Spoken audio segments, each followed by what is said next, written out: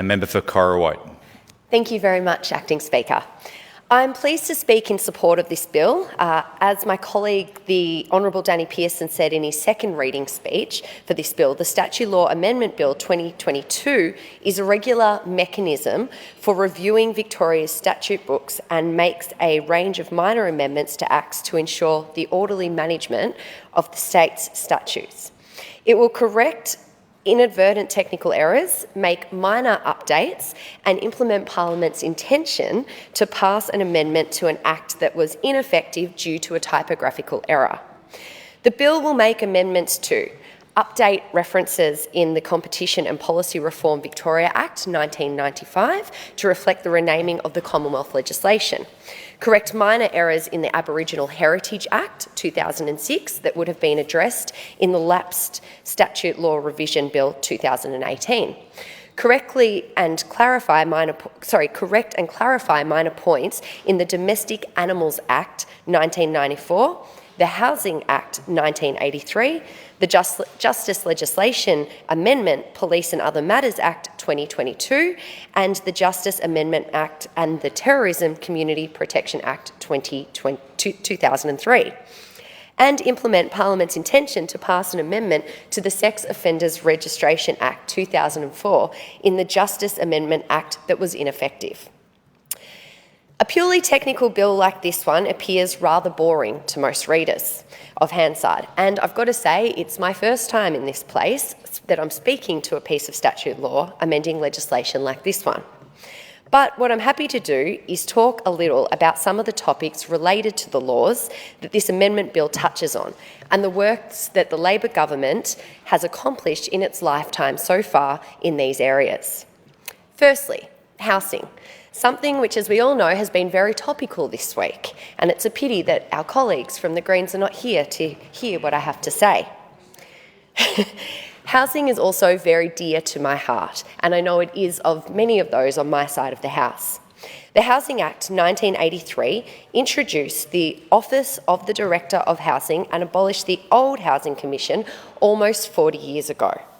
In 2022, amendments to the Housing Act supported the evolution of the Director of Housing with the formal establishment of Homes Victoria and its CEO. As a contemporary housing agent, this Act provides Homes Victoria with the powers it needs to grow Victoria's supply of social and affordable housing. The Andrews Labor government is delivering more homes for people who need them, most because Labor knows that a safe and secure home is a foundation to a good life. This is why the Andrews government committed $5.3 billion to the Big Housing Build, which is the biggest single investment into social housing out of all of the states and territories in Victoria's history. The Big Housing Build will deliver more than 12,000 homes, including 2,400 affordable homes for Victorians who need them most. This will boost Victoria's social housing supply by 10%, providing a stable foundation for thousands of Victorians. The benefits will also flow to the regions, with 25% of funding allocated to regional Victoria. The Big Housing Build will create an average of 10,000 new jobs each year, creating new employment opportunities for local communities, including Aboriginal Victorians, people with disability, social housing, and, would anybody believe, renters, something that has been topical, as we know, and potentially might come up in question time today. It will also help people from diverse backgrounds and include them also. The other topic that I thought might be good to touch on is the Aboriginal Heritage Act.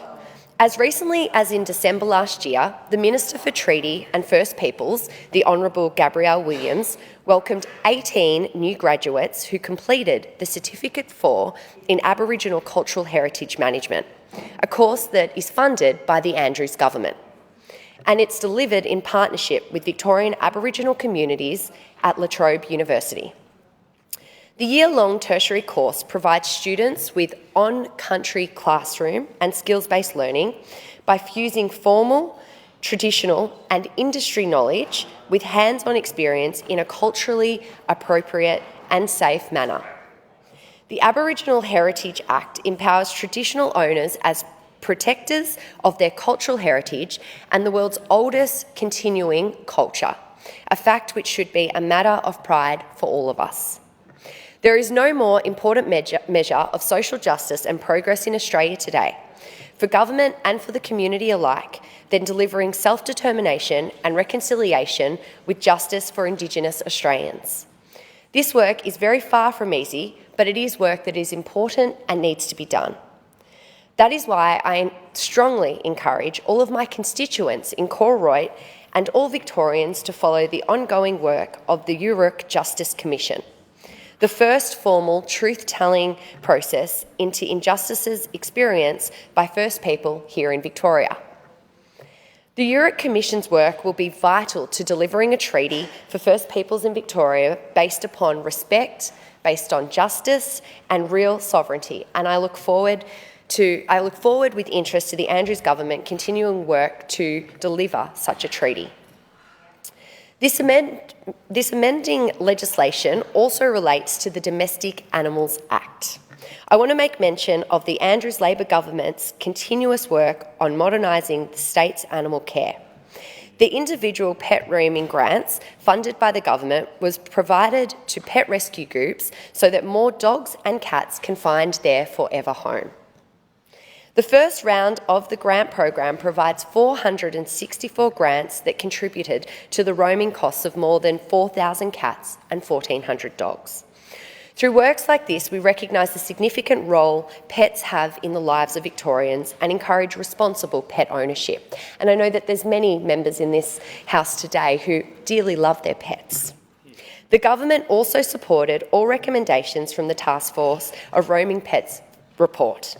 Through the investment in the last year's budget, works have been underway to improve collaboration and information sharing between shelters, council pounds and roaming groups. In conclusion, Speaker, it is appropriate for a bill of this nature to be passed periodically as part of the Victorian Parliament's regular housekeeping arrangements. Amending legislation like this one helps to ensure that Victorian statutes are updated and clear and improves the ease of administrating Victorian laws. I commend the Statute Law Amendment Bill 2022 and I look forward to it coming back to the House again. Thank you.